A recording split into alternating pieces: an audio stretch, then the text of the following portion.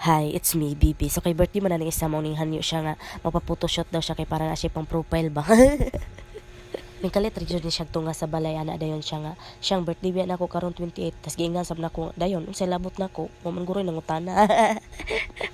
Bitaw ay seryoso ana siya birthday daw niya karon 28 ana sab ko magunsa man sab ka ana sab siya nga ihawon na daw niya iyang kagalingon kay magtan-aw pa lang niya ang mga tao mabusog na daw.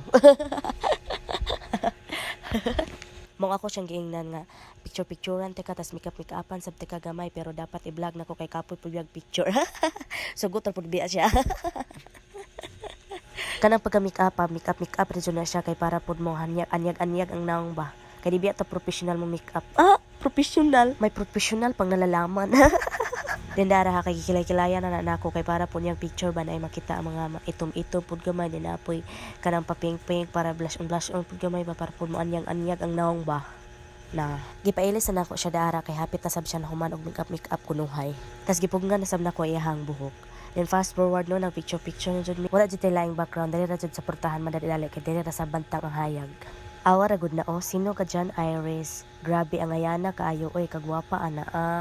Dendara kaning plasta na pud mi sa gawas kay wala jud laing background maong diri na sad mi sa gawas maghagsik ng lagim. Kaning pagka picture ato ra ning 22 kay ming ana man ang birthday girl na 28 na daw i-post kay lain sa daw kayo magunaw na kog upload niya siya wala pa. Bitaw ba ayaw naman katingala ha kung mas daghan akong katawa kaysa sa akong voice over kay wa na kabuangon na gyud si Bibi sa iyang pag-vlog. Tas pasensya na sa mo sana ay naglagasa karon kay ang aircon na mo pastang pagkabanaa gyud banha jud kayo.